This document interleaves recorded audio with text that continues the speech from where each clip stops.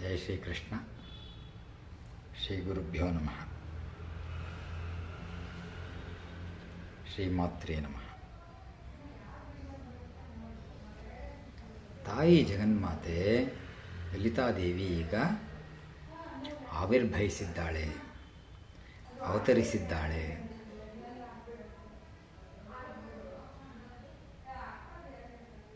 ಈಗ ಆಕೆ ದೇವತೆಗಳನ್ನು ಮತ್ತು ಚರಾಚರ ವಸ್ತುಗಳನ್ನು ಸೃಷ್ಟಿ ಮಾಡಬೇಕು.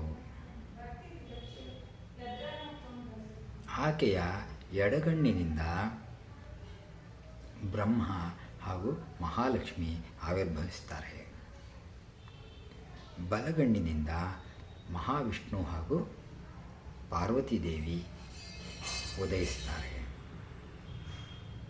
ಮೂರನೇ ಕಣ್ಣಿನಿಂದ ಪರಮೇಶ್ವರ ಹಾಗೂ ಸರಸ್ವತೀ ದೇವಿಯವರು ಅವತರಿಸ್ತಾರೆ. ಆಕೆಯ ವಿವಿಧ ಅಂಗಾಂಗಗಳಿಂದ ಈ ಚರಾಚರ ವಸ್ತುಗಳು, ದೇವತೆಗಳು, ಅಷ್ಟವಸುಗಳು, ಅಷ್ಟದಿಕ್ಪಾಲಕರು, ಪ್ರಪಂಚ ಹೇಗಿತ್ತೋ ಮುಂಚೆ ಹಾಗೆ ಎಲ್ಲವನ್ನು ಆಕೆ ತನ್ನ ಇದರಿಂದ ಸೃಷ್ಟಿಸ್ತಾಳೆ. ಅದಕ್ಕೆ ನಾನು ಹೇಳ್ತಾ ಇದ್ದಿದ್ದು ಆಕೆ ದೇವಮಾತೆ. ದುರ್ಗಾದೇವಿ ಹಾಗಲ್ಲ. ದುರ್ಗಾದೇವಿ ನಾವು ಮೊದಲು ತಿಳ್ಕೊಂಡ ಹಾಗೆ ದೇವತೆಗಳ ಅಂಶದಿಂದ ಜನಿಸಿರ್ತಾಳೆ. ದೇವತೆಗಳು ಅವರ ಆಯುಧಗಳನ್ನು ಆಕೆ ಕೊಡ್ತಾರೆ. ಲಲಿತೆಗೆ ಹಾಗಲ್ಲ. ಲಲಿತೆಯಿಂದ ಇವರೆಲ್ಲ ಜನ್ಮ ತಗೊಳ್ತಾರೆ.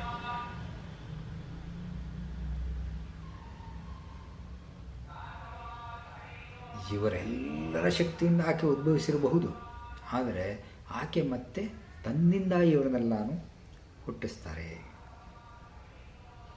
ಆದ್ದರಿಂದ ಆಕೆ ಮಾತೆ ಆಗ್ತಾಳೆ, ಜಗನ್ಮಾತೆ ಆಗ್ತಾಳೆ, ಜಗತ್ತನ್ನೇ ಸೃಷ್ಟಿಸಿದ ಆಕೆ ಆಗ್ತಾಳೆ.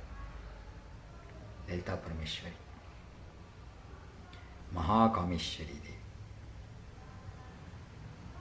ಇನ್ನು ಆಕೆಯ ಅಂಕುಶದಿಂದ ಸಂಪತ್ಕರಿ ದೇವಿ.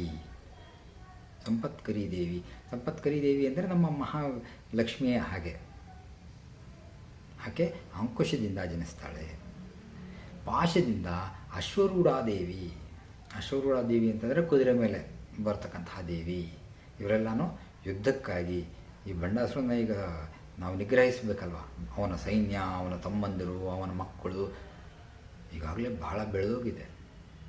ಅವ್ರನ್ನೆಲ್ಲರನ್ನೂ ನಿಗ್ರಹಿಸಬೇಕು ಅಂತಂದರೆ ಬಹಳಷ್ಟು ಶಕ್ತಿ ದೇವತೆಗಳು ಬೇಕು.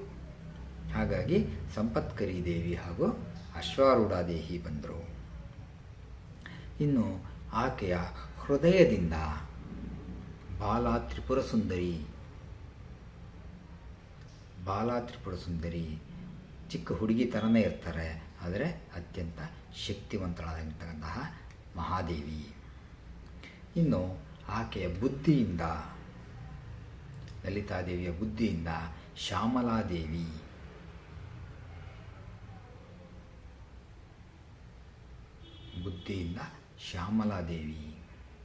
ಆ ಶ್ಯಾಮಲಾದೇವಿಯನ್ನು ಇವರು ಮಂತ್ರಿಯನ್ನಾಗಿ ಮಾಡಿಕೊಳ್ತಾರೆ. ಅದಕ್ಕೆ ಅವರಿಗೆ ಮಂತ್ರಿಣೀ ದೇವಿ ಅಂತ ಸಹ ಹೆಸರಿದೆ. ಇನ್ನು ಲಲಿತಾದೇವಿಯ ಅಹಂಕಾರದಿಂದ, ಬುದ್ಧಿ ಅಹಂಕಾರ ಅಂತ ಹೇಳ್ತೀವಲ್ಲ, ಹಾಗೆ ಈ ಅಹಂಕಾರದಿಂದ ವಾರಾಹಿ ದೇವಿಯ ಉದ್ಭವವಾಗುತ್ತೆ. ವಾರಾಹಿ ದೇವಿಗೆ ಶಕ್ತಿವಂತಳು.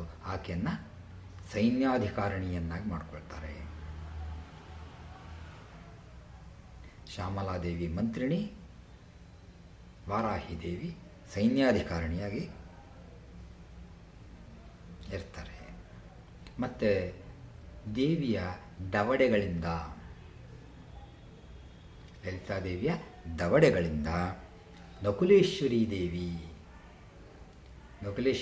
ಹೇಗಿರ್ತಾರೆ ಅಂತಂದರೆ ಮುಂಗುಸಿ ಥರ ಇರ್ತಾರಂತೆ. ಮುಂದೆ ಬರುತ್ತೆ, ಅವರ ಉಪಯೋಗ ಬರುತ್ತೆ. ಹಾಗಾಗಿ ದವಡೆಗಳಿಂದ ನಕುಲೇಶ್ವರಿ ದೇವಿ. ಹಾಗೂ ಒಂದು ಸರ್ತಿ ಅಂತಾಳೆ. ಆಕೆಯ ಹೂಂಕಾರದಿಂದ ಲೆಕ್ಕವಿಲ್ಲದಷ್ಟು ಜನ ಯೋಗಿನಿಯರು, ಶಕ್ತಿ ದೇವತೆಗಳು ಹಾಗೂ ಭೈರವರು, ಅನಂತವಾದಂತಹ ಶಕ್ತಿ ಸೈನ್ಯ ಹುಟ್ಟಿ ಬರುತ್ತೆ. ಆಕೆಯ ಅವತಾರದ ಮುಖ್ಯ ಉದ್ದೇಶವೇ ಬಂಡಾಸುರನನ್ನು ನಿಗ್ರಹಿಸುವುದು. ಹಾಗಾಗಿ ಆಕೆ ಬಿಲ್ಲು ಬಾಣಗಳನ್ನು ಹಿಡ್ಕೊಂಡು ಸೃಷ್ಟಿಯನ್ನು ಮಾಡಿ ಆ ರಾಕ್ಷಸರ ನಿಗ್ರಹಕ್ಕಾಗಿ ಶಕ್ತಿ ದೇವತೆಗಳನ್ನು ಸೃಷ್ಟಿಸ್ತಾರೆ.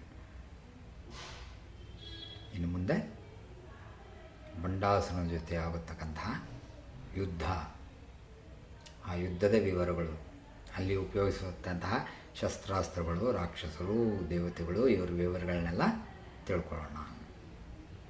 ಜೈ ಶ್ರೀಕೃಷ್ಣ. ಶ್ರೀಮಾತ್ರೇಯ ನಮಃ.